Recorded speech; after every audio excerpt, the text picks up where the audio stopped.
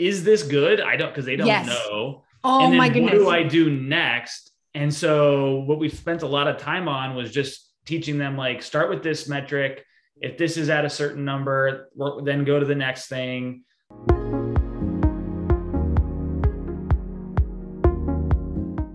Hey there. So today we're talking to Tony Rulli, my ads manager, and he's sharing something really, really cool with you. Like we're talking all about paid ad strategy, traffic, how to generate more eyes, how to put more eyes into your offers.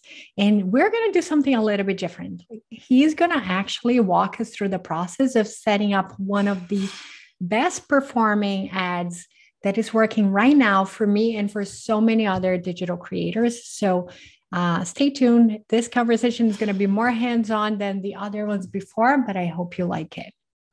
So Tony, thank you so much for joining me. And I want to jump right in. Like, what do you do? Who do you serve? Tell people about what you do. And if you have a little fun fact, I found that a lot of the people listening want to kind of lighten up the conversation and just talk about, anything fun about your journey, anything, that happened in the past as you build your business. We want to know kind of like the fun part of growing it as well. Hello, Roberta. I love that you gave me a list of all these questions to answer, and I got very prepared. And then you throw in the fun fact, and now I'm panicking about what's my fun fact. Okay, I'll try and think of something super fun while I tell you who we are, what we do, and who we serve. So my name is Tony Rulli. I co-founded Intentional Spark with my wife, Meg. It's a digital marketing agency. We focus primarily, or I say we lead with Facebook and Instagram ads. But we run ads on all platforms for our clients. So usually clients come to us looking for Facebook and Instagram, and then we'll take it from there and build out other ad platforms that make sense for them. Who we serve primarily seven-figure female-led businesses in the coaching and membership space. So online content, education, courses, memberships, that type of thing. We have clients in other industries. We do some e-com, software companies. But the majority of our clients are really in that segment. My fun fact. So a fun fact about how we started the company, because I think that really was the question, right? Like, what's the fun fact about how we started? You could kind of say we started out of a food subscription business called Spice Panda. So what? Like that was your first client?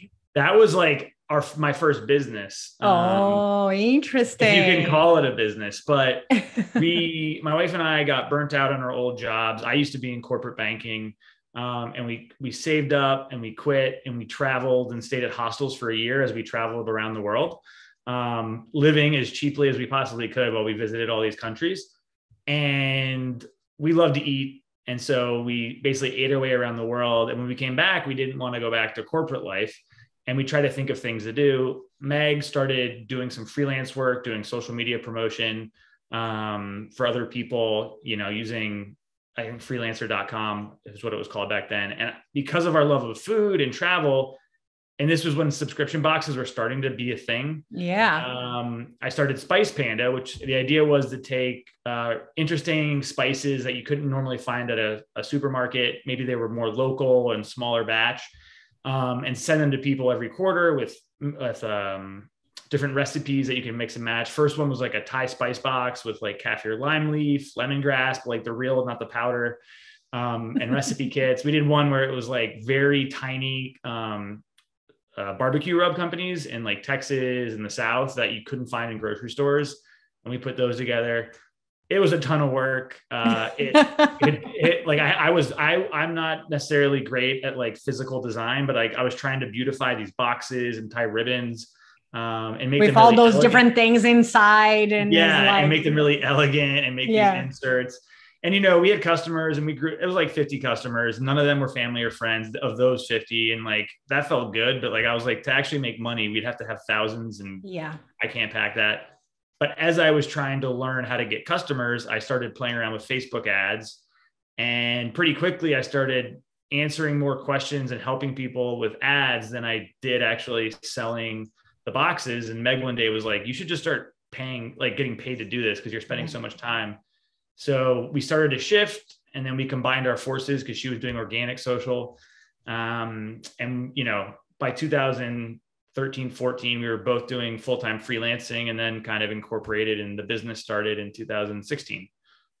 That is so cool, because I feel like a lot of businesses start that way, like out of necessity. They find their magic, right? Like what they're really good at. And I kind of had a similar start too. Like I came from design and branding, and then people just asked me for a course, and that's how I started like in this world, and completely by accident. But one thing, not to throw again like all our preparation out of go for it. You said, and it didn't occur to me that yes, you primarily do Facebook, Instagram ads. Have you seen a shift by any chance, like in the proportion? Like, how are you seeing this shift in like, I think I'm going too deep, too fast with this question, but just occurred to me. I'm like, have you seen a changing ratio with those, with Google ads, with YouTube ads and all that good stuff? It ebbs and flows. For us and the businesses we serve, I still think Facebook, Meta, I say Meta and no one knows what it is, so I still say Facebook. Yeah. But that's still the best place for people to start and to get traction quickly and to test. Google tends to be, for certain businesses, Google search can be great, but you really have to people already need to be searching for the exact thing you're solving. And it tends to be much more expensive to get people to click because it's so much closer to them taking action. And so it can take a little longer to kind of dial it in. YouTube is a whole different beast. A lot of times, I see like you need a little bit more of a strategy and highly produced videos that convert if you're trying to get people to sign up, not just watch. And so I still think Facebook's the best. I think as far as a shift, the only real shift I've seen is more interest in TikTok lately. They're still a newer ad platform, not as sophisticated, audience isn't as big, but organically, it's wild how you can go viral and grow really fast there. The hard part for business owners is like, it's a lot of video content to put out. Work. The nice thing with ads is like, we only need a couple of videos to test, right? You don't have to keep putting them out, but it is a different animal as far as like, does it work or not? And so we've seen it work for some clients and then not for others. And it can be pretty hit or miss. But I still think there's been a lot of doom and gloom about Facebook ads, but we've just seen more volatility. Some of our clients are doing better than ever. Some are struggling more. And things we used to say pretty much always will work for everyone. Now it's very much like one strategy will work for one client and a totally different one needs to be done for another. I noticed that as well. Yeah, it's more work these days, like find the right thing that works. Yeah, fine tuning. What is your best strategy for sure? I was just curious. So back on track here. So what is the hottest type of ad right now? I think it builds on that conversation already. Like, but is there something that you wanted anybody to at least give it a try, right? Like we don't know, we can't really make those assumptions anymore. Like do this and you're going to get a result. But what type of ad? Like, and it can be anything. Like it doesn't need to be technically the type of ad, but some sort of video or some sort of like a specific call to actions, like anything that you see more of a trend and you think that people should look into. Yeah, I think for this one, there's lots of different things and there's like very technical things that I could suggest, but I think for anybody who's, watching and maybe doing their own ads or starting to play around, story ads. I'm surprised sometimes I still don't see everyone doing them. Like specific ads for stories. Vertical video. Yeah. Okay. Like not just images, like vertical video story ads. They're pretty easy to make. Because if you look at how people are doing it organically, it's very natural. So you want it to fit. So we just did a launch of a large spend launch with a client over like a 3-week period. And they were amazed. I was kind of shocked too. They have amazing video production, like really fun, reels that they turn in, that we basically just run on stories, really engaging, but like more produced and edited and has special effects.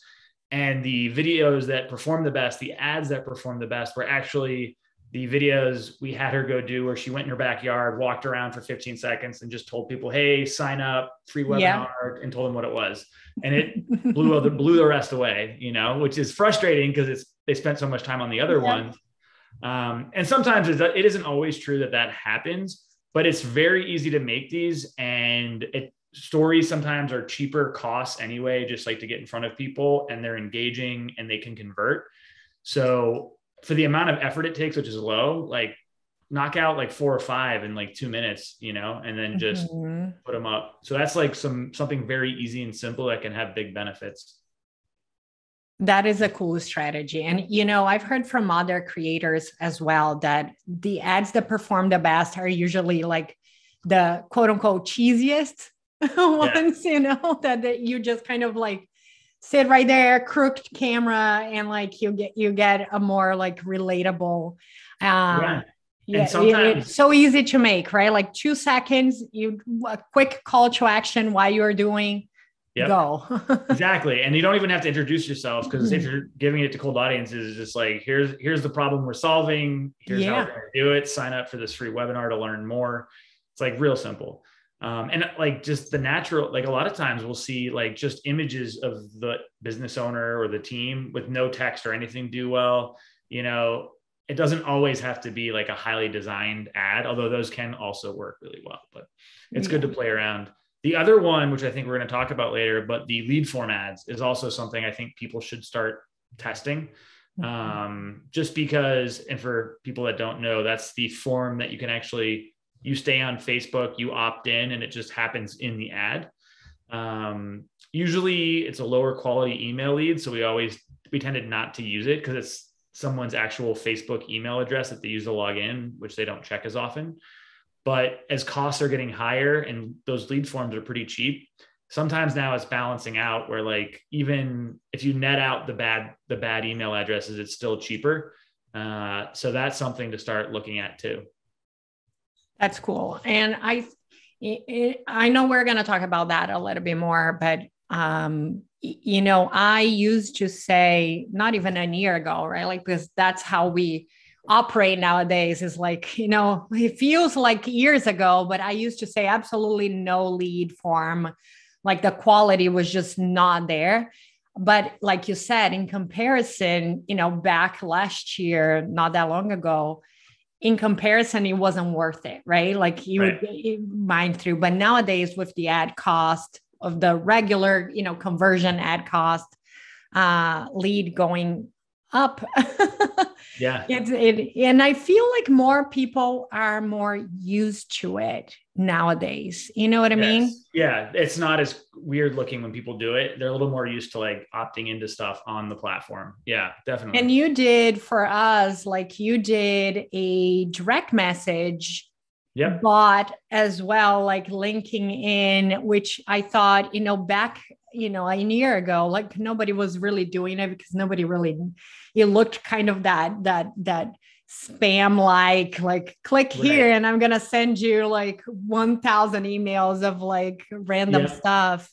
And nowadays people just like know it. And I see more and more, like I see so many of those DM kind of like quick links, like just go in the DMs, get into the funnel. The way that we capture leads is definitely changing. Yeah. And I think this might be part of like a bigger discussion too, that we're probably going to be talking about. But like one thing I always tell people is like the tactics or strategies that are working, you need to factor in like your own audience and your own offers, because some audiences are more sophisticated and used to certain things than others. Like we had a client once who their audience had never really been exposed to webinars before. Yeah. So they got on their first, like they did their first webinar and the audience was basically in the chat saying, oh my gosh, this is amazing content. I wish you would offer like a paid course around this. Like I would die. I would pay anything. They were all like saying this because they didn't know or expect a promotion at the end. Right. And then when it happened, and so, but then we used to run, we'll run webinars for audiences that are more in the online marketing space, and everyone is just like, Get to the point. Or they're Show me the closing it price. right when the promotion happens. And they're just like, and so same thing with like lead form ads, like audiences that are more sophisticated might be used to it, or the DM ones. But if that's not your audience, that might scare them away, or they might not engage. So, think about what your audience is used to and try and find strategies that fit. That's great advice, because, we tend to look from our lenses, like someone that is doing this 24/7 and seeing, like I look at so many of my ads and I'm like, oh, that doesn't work for me. That doesn't work. Yeah. And it doesn't mean that there's not a world of people out there that never seen an ad like this. And you can still make, great waves with a strategy that you just have to try a lot of different things, see what works. Yeah. And that's why, like, I think the work you do and your team is so super valuable and helpful. Is like, if you have to try all those different things, it would take us like, months to learn how to set up those things. And you guys just come in and like, this week, okay, done. Like GM funnel. Yeah. And then we can test fast, test a lot. Yeah. That's always hard too, as a business owner running your own ads. Like, you can do a great job, but you're doing 10 other things in the business. And so it's just hard when it's working, you don't touch it. But like when it's working is a great time to be testing, so that you can kind of try some things on the side for when it stops working. That's always hard. Okay. So what's one thing that nobody asks you, but you wish they would? Oh yeah. I like this question. This was a good one. So I think one of the big ones is, what do I need in place to give me the best chance of success before I start ads? I take a lot of calls with people that aren't ready for ads, but who are already talking to like 4 different teams, and maybe they've already hired like a consultant. Yeah. And maybe they've been burned a couple of times by like, or in their words, burned because the ads person didn't do the right job or see good results. And I walk them through the numbers on every, sales call or strategy call I have. I try and go through their numbers, and I'll show them like, you have people going through your funnels organically. Let's do the math. At the end, at this conversion rate, you would need to see leads of like 10 cents for this to break even. That's not going to work. And so like the funnel, like this funnel won't work, And so I think going into ads, not thinking ads can't solve for if organic isn't working usually. The only time ads can win if you haven't seen results organically is if your existing audience is just in the wrong space. Like you're launching a new product for a totally different audience. Ads can help you get in front of that audience. But otherwise, number one, have organic funnels that you've tested and your numbers and the results are pretty consistent. That's a huge step ahead of most people who are trying ads. Because that lets us estimate potential lead costs, lets us compare, and then quickly lets us see, is it the ads or the funnel or the product that's not working? If you came to us and you had a funnel but hadn't tested ads, but you could say like, this percent of people who opt in buy, here are my conversion rates, and then we run ads, we can see, are we hitting those numbers? Are they a lot worse? But if you come to us with no organic funnel that's been tested and we launch it, maybe the ads are getting really cheap leads and people are clicking, but no one's buying. Are we targeting the wrong audience? Are we attracting the wrong people with the ads? Is it just an offer that isn't, converting? Clicking, yeah. Right. There's a lot more questions then. And so, doing whatever you can to hustle and get people in organically, to get some numbers, to get a sense of, do people want this thing I'm selling and is it converting is probably the number one thing I wish people would ask and do before they actually go forward with ads. That is funny because like I literally like this is you probably know or remember that this is hardly ever what I do.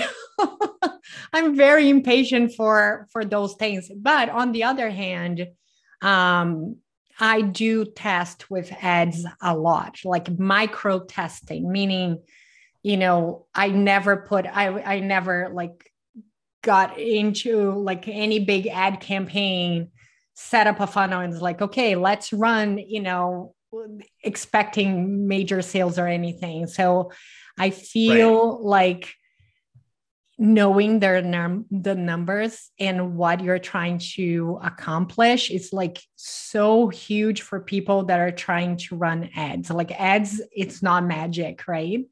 It's Right. like they won't give you sales if you don't have the entire structure working perfectly. And 90% of the cases when someone comes and ask, for my opinion, like 90% of the cases, no joke, it is the offer. Like it's not even, we're not even close to the actual ad. Like we're talking about the offer and what's offer, what is the value proposition that you have out there, and how can you make it more appealing to people. Yeah. It has nothing to do with like the ads or the funnel or the type of ad. So I hear your dilemma there. Must be painful. I would say, but you're the opposite. Like when you came to us, you've been running your own ads, you've been seeing success organically and with ads. And so that to us is like one of the best type of clients, because like we have actual ad numbers as a benchmark. And so we're like, let's beat those. We know what this funnel can do with ads. And so if you've already run ads and seen success, that's a great time to, if you want to hand it off, just to have someone else pay attention to it so you can focus elsewhere. Yeah. But also like to test more, try and scale. Yeah. And those things. But yeah, and then, you test things on the side, but those aren't things that are like make or break, or it's like, if this doesn't work, I'm bankrupt. You never want to be doing that.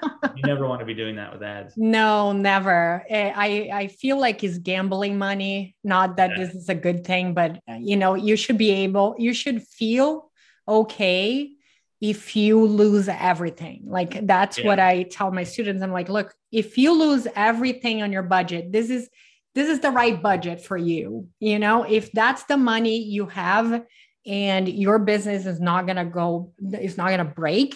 If you lose it all and you don't make one sale, that's your right budget. Yeah. For that. 100%. I'll say that on sales calls. And I've had people be like, you're really trying hard not to work with me. And I just tell them, I'm like, look, you should give this 3 months of whatever the minimum ad spend we think you need. And like, that depends on the client, and what their goals are. But you should only go forward if we spend all that money and you get 0 sales. Like if you're not bankrupt, if you're like, we'll test everything. We'll make sure you feel like we did everything we could to make it work, but you really shouldn't move forward. And like, if you're banking on that, working, you really shouldn't try ads yet.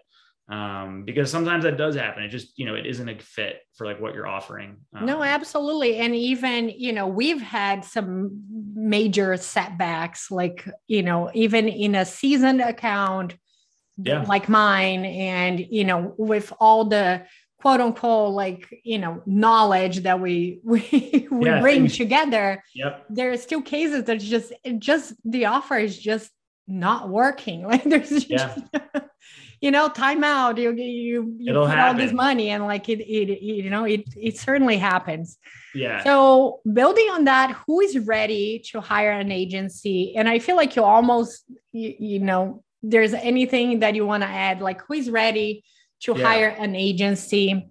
And obviously maybe not you or your agency, but who is ready to start looking into an agency for their ads, to run their paid advertising? Yeah. Well, number one, definitely our agency. I like it. Yeah, I have to concur. No, but if you're looking to hire an ad consultant, there is anyone to run your own ads.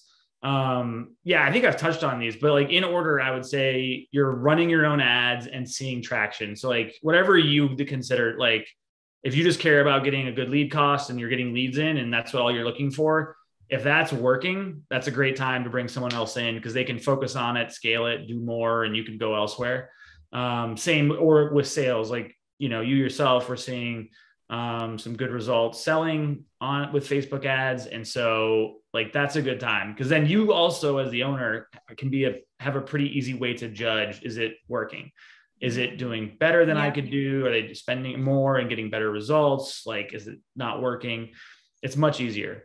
Number 2, no ads, but organic traction. So you have the funnels, but you just haven't tested with ads.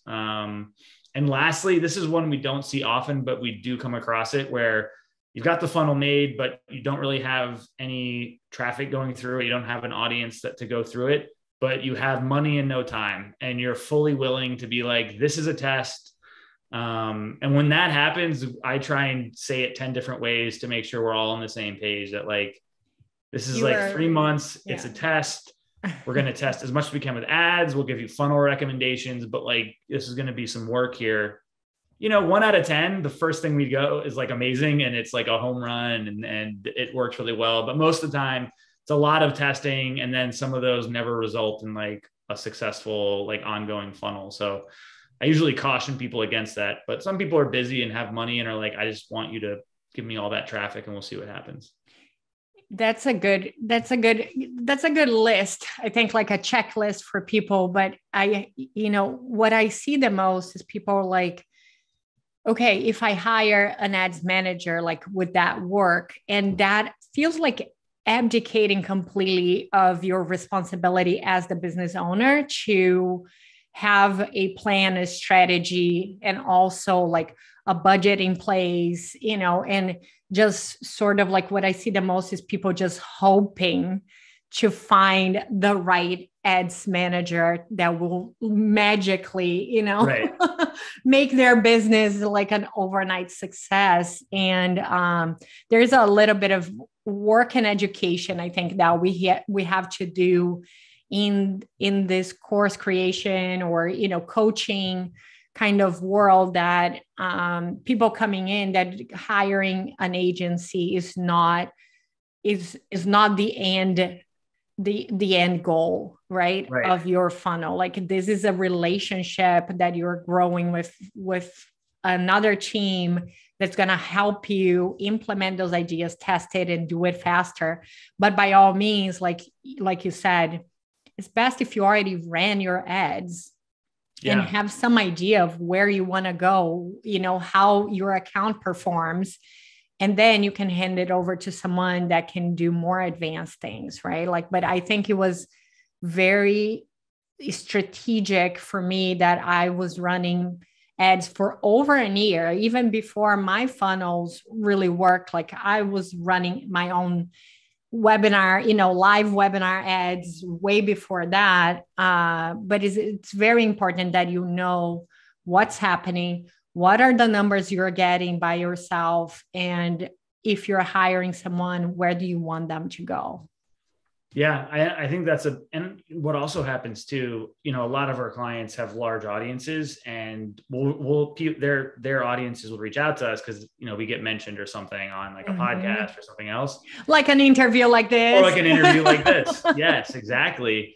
And they reach out and they're like, hey, I know you work with them. I don't want to hire you to run my ads. And like, what they miss is that the person who they're following, who's like a big, 7 or 8 figure business, that person, when they were starting, ran their own ads before they hired it out. Right. Yeah. They didn't just hire an agency. And so ads are getting harder and harder to run yourself. Like, it's more complicated than it was 2 years ago. So I understand why, but even if you don't hire someone else, you should be very invested in at least learning like the basic metrics and what to kind of ask and what to be reviewing, so that you can actually be confident in the results your ads person's seeing and what they're doing.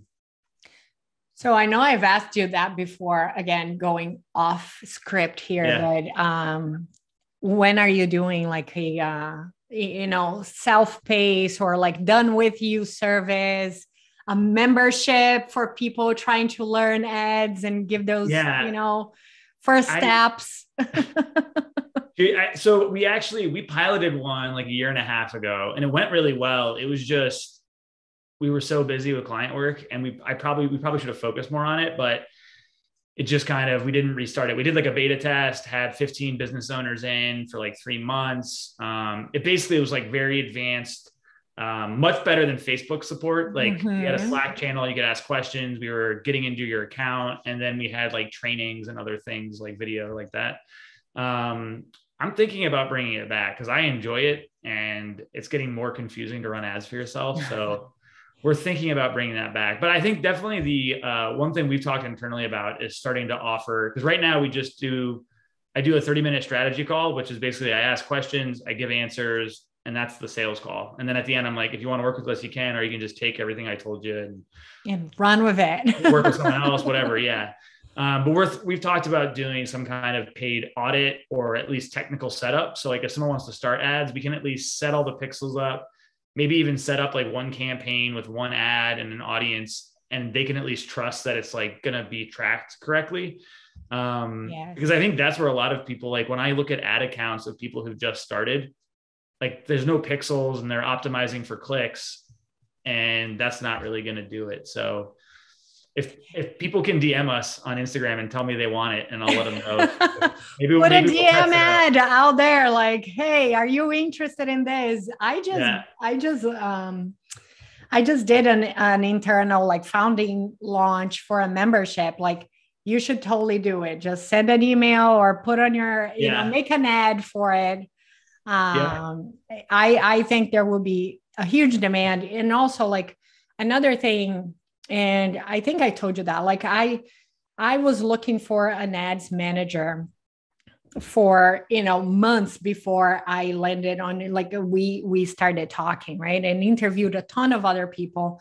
And you have a way to do the analytics part of it that's very different than what most service, you know, cover out there. And obviously, like, I love it. I live and breathe by it. It's like, I want to know all the details, like give me all the stats. And I think like having a place where people you can help them set up the campaign, but then come back and say, hey, this is where I got, like, those are my results. Right. And helping make sense. And then like, what's the next step? I think that's the point where people like, they're not ready. They're, you know, months or years sometimes from like being ready to be a full-time client. Yeah. But that's like, I wish I had more of that support, you know, as I was implementing the campaigns. Is like, what can I have your team just look at the results and like, and you know, what's funny about that? That was my biggest, aha moment or like takeaway from the beta program we did, the beta test, where my assumption was most of the people that were in there were going to be struggling with like the basic setup and like getting the ads and figuring out targeting and leads. But a good proportion of them, like a good amount, actually had awesome results pretty quickly. Like, you know, there were some easy things we could tell them to do that immediately like have their lead costs, like, because they just didn't know. But then they get in there, and what they struggled with was like, is this good? Because they don't know. Oh, and then my goodness. What do I do next? And so what we spent a lot of time on was just teaching them, like, start with this metric. If this is at a certain number, then go to the next thing. And then at some point also like quit trying, like, this is awesome. Like, spend time elsewhere. Like, this lead cost is not really going to be go anywhere. Right. Like, we had a client who was she was in this program and she had an audience that tends to be less expensive, but she was getting like 50-cent leads and like having anxiety about like, she couldn't get it cheaper. And she's like, everybody's cutting their lead costs in half and I can't do it. And I'm like, no one is seeing 50-cent leads right now. Like, this, like, go focus on like sales. Like, funnels are perfect. So sometimes it's just the confidence of like being like, everything's perfect, you're good, do this next thing. We had definitely, like, you know, as I teach more funnels, it's the same thing for people coming in. Like, they come in and they're like, oh yeah, I sold like 200 of this program, you know, just on on my link on Instagram. I said, well, okay, first you have a funnel that is working. You just need to send some ads to this thing. Like, it's already working. Like, send engagement ads to your Instagram. Like, you're gonna, you know, blow this thing up. So I said, you know, the confidence and the realization that you are closer, or sometimes people keep, like you said, keep trying to optimize. And I'm like, their life mission is to get to a certain, like, to less than a cent engagement ad. I'm like, when does that guarantee any result? Right. Like, when does that become a mission? Right. Yeah. Yeah. So that, just my two No, I like cents, if that. you ever want to do it. I'll let you know if we're going to open it up again. We've talked about it a bunch. Every 6 months we come back to it because there's definitely so many people we talk to that aren't a fit yet, and I turn them away and basically say like, please don't hire anybody, just do it organically or yourself for a little bit. And guess what they're doing? They're hiring someone else. I know. Tony, I go through the same thing. I said, don't buy another course. Like, you're fun. You just have to sit and like work on this, test this a little bit more. They turn it around, don't get into my program, and go straight to buy something more expensive. I'm like, no. I know. Bad entrepreneur. Now, there's a huge market because you know what I think about ads, and it's like a gloomy vision of it, but it was true for me. Like, you never know. You kind of have to believe and buy into this as a way of doing business, but you never know when you're going to hit. You never know. Like, I ran several campaigns with good numbers and none of them really took off. And then out of the blue, one did. So it's like, you got to keep working on it. And there's no way for you or anybody that says like, look, do this and you're going to be ready for the agency, right? Because it's their business, like, behind everything that you don't control, right? Right. Exactly. Cool. All right. So where can we find you and learn more about Intentional Spark? So our website, intentionalspark.com, not International Spark. Most people, that's like the easiest thing people slip up. And on Instagram at Intentional Spark. So like I said, you can email me, tony@intentionalspark.com. Tell me you want to do the group program. Maybe if I get enough people, we'll restart that. But happy to chat, answer questions. And same thing, you can DM us too. Very cool. All right. Yeah. Let's walk through the lead form. Cool. And, if I forget, thank you so very much for being part of this video interview. It's always a pleasure to talk to you. Like, I feel like I come out of those talks, like, with so many ideas and like this inspiration for business and for big things. So I'm really excited that you decided to do this and share with my audience as well. I appreciate that. I was just honored to be asked, so I'm happy to be. All right. So do you want to share your screen, or do you want to just talk me through the process of creating a lead form ad? We could I could probably just talk and screen share at the same time. So let's do that. Let me open up a dummy account here so it's empty. If I ever open a dummy account, I'll end up with like 15,000 accounts because I would be so afraid of deleting any. It's really just our own. It's our own it's like business ad account that we don't really run ads on. It's the only other, because I don't want to pull up an actual. Yeah, of course. We run ads on it sometimes. All right. Show me the lead form magic. So we're going to start from scratch here. We're going to just do the minimum and get to the lead form, but we're starting from scratch. So create a campaign, lead generation. This is different. If you want to actually do like a landing page, you click conversions and then you can optimize for a lead. Lead generation is for lead gen forms. Now, people watching this, I understand your ad manager might not look like this. Everyone has Facebook does about a 10% update on everyone at different times. So everyone has different looking views. I did a in-person workshop in Sacramento last month, and there was 25 people in the room, and there were at least 5 different versions at different points of like the views here of the ad manager. So think if this doesn't match what you're doing, just do what looks the closest. I think there's another version, they call it lead form instead of lead generation. So that's just a heads up. but because I've gotten emails before from people who say like, this looks like nothing. Do we need to skip the ad set, or you're doing just for demonstration? Just for the demonstration. You can type in the ad set name if you want, but we're going to make it in a second. So it's lead gen. You don't have to touch anything else. So if you want to create it from the beginning, you can. You can just put in like a dummy ad set and a dummy ad. But since we're just, at the ad set level for people, that's where you're going to set your audience and other pieces, but we're not going to look at that right now. Well, I'll show you one thing. The only thing you need to do is pick the Facebook page for your business because that's what's going to show. And that lead form is actually, and this is what people miss sometimes. The lead form is actually connected to your page. So if you go into your creator suite in Facebook, like the business suite and then the creator studios, all of your forms live there inside that on the organic side. And the contacts live there as well. The contacts live there as well. So if you want to go look at all the emails, and we'll talk about that too.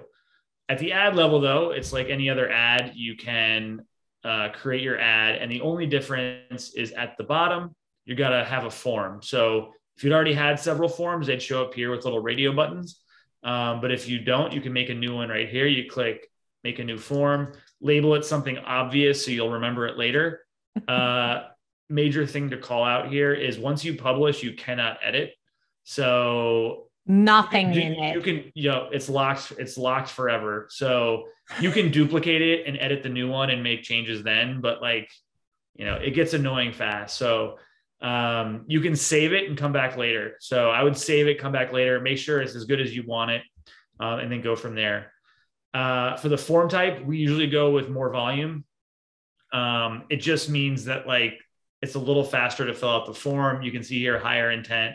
There's an extra step that's added that gets people a chance to confirm their info. So it's a little slower. Is that new or no? These have been here. Okay. You might, if you're seeing really poor quality email leads after a while, you might want to, because people can change their email then, but for the most part, we don't do it.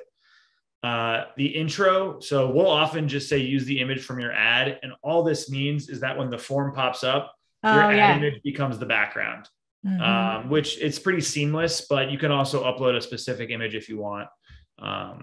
The greeting, this is usually going to be, your ad already has the call to action, but this is going to be another place for an even clearer call to action. So it could be, share your info and register for this special workshop.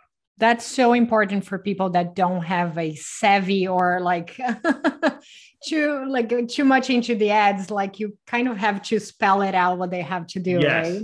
Yeah, and then the details could be you're going to learn, because this is smaller font. I just wanted to show people it shows up smaller, right? XYZ, and if you attend live, you get a special bonus. We've made these longer. You're allowed to put some text in here, but the longer it goes, the more someone has to scroll. So you can play around with that. I'm going to ignore the custom questions for now, but I'll show you that in a second. But at a minimum, what you want here is email and name. Really, you just need the email, but you could add more. You can add other things. So if this is if you already have an actual web form that's on a landing page and you're collecting other information, you could add that in here. So there's other contact fields. Can we collect legally, can we collect cell phone numbers? Yes. Okay. Although you're saying legally, I'm not a lawyer, so I'm just going to put that out there. Can we actually collect that kind of information? You can obviously disclosing that we're collecting, and maybe sending them a DM or sending you them want to tell them that you're at that point you want to be putting in, and there's a space a little later here. You have to link to your privacy policy, and so you can spell out how you use this information. But you can see here, there's some, little things people could fill out extra if you wanted them to. Everything you add will probably reduce the number of people that sign up. So, and then the description here on the contact information, again, just a really quick reminder, right? Enter your info below and you'll be instantly registered. Something like whatever you want, but just keep it short. But again, just re-explain it. Privacy, this is where you link to the privacy policy on your website. And then Facebook also adds their own. So right now there's no link, but it still shows you that what it looks like. And you can change the link text to be, whatever you want it to be like, nice. Yeah. Intentional Spark is the name of the page and the business. So it works, but sometimes someone's page might not be their business name. And so you could change it. And then you could add an extra disclaimer. I don't do anything with your phone number.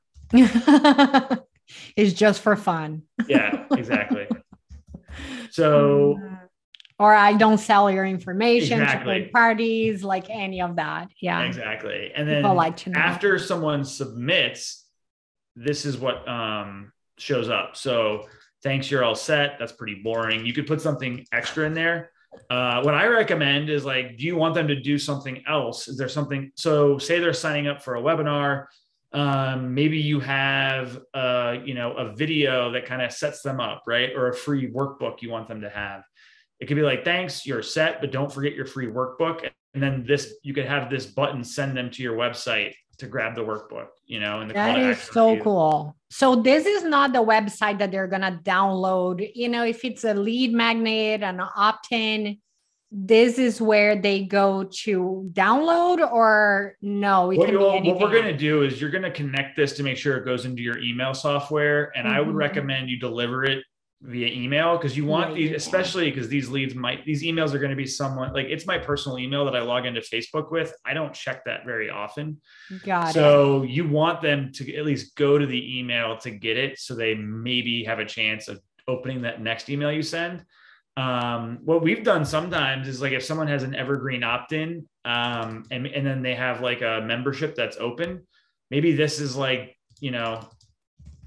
special free trial our membership, and it sends people to like a membership page, right? And it's like, you weren't going to do anything anyway. Some of those people might click over and sign up, so you could maybe have some kind of incentive here, like a tripwire kind of it's thing. Like basically you could have another tripwire. And it's a way to use the lead. Like one of the things that really work well for us if we're doing webinars, I don't do them often anymore, but you worked in the past to send them to a place where they can add to the calendar.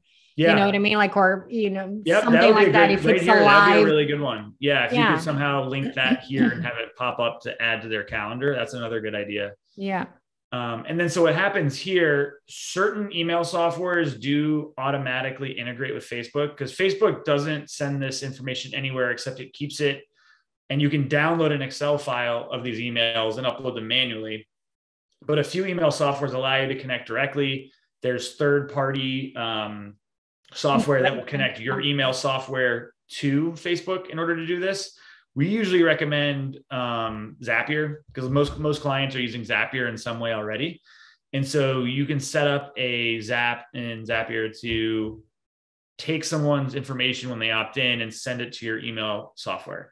But it's don't forget to do that. Otherwise these emails just sit in Facebook. And so you lose all the benefit of doing that. Is it easy to download those emails on Facebook?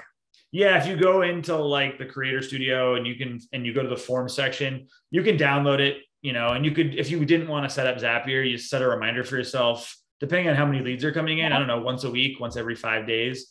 But if you're offering like the freebie, that means they don't get the freebie. That's correct. Yeah. Email. So, that's not ideal either.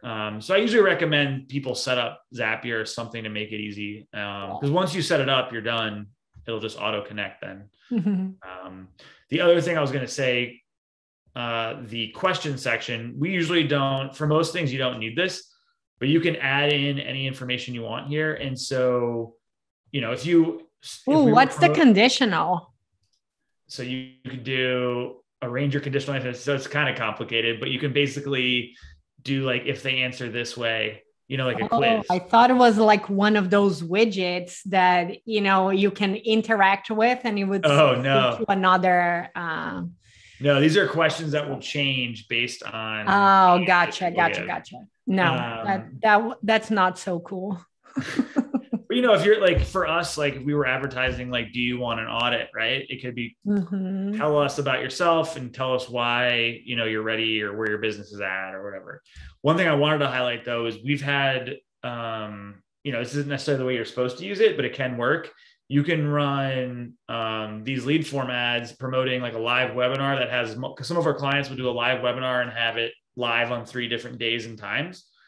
And so the way it's default set up, it's just one email and they're in. It doesn't help if there's 3 webinar times. But if you're using Zapier, which you probably will have to anyway, you can set up multiple choice questions. And so, you know, this would be like daytime, and they'd be at different times. And then people select it, you know, and then on the next page, they enter their email, and then in Zapier, it would actually show up that they picked the day and time, and then you can send them into your email system. So especially for that session of your webinar, right? Yeah, for that date and time. So you actually can use lead gen forms. We don't see it. We've done it a lot because it's useful, but because it's not an obvious thing, I think a lot of people skip that. So I would feel a little intimidated to create such a. I wouldn't do it first. I would just get the basics set up, but that's like an advanced strategy.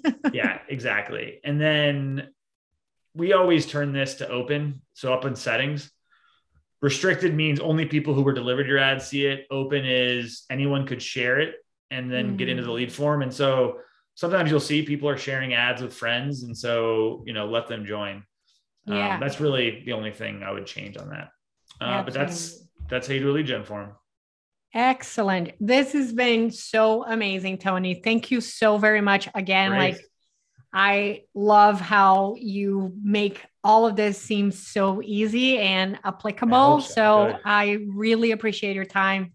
And, you know, I can't wait to hear what people think of this tutorial. Awesome. Thank you, Roberta.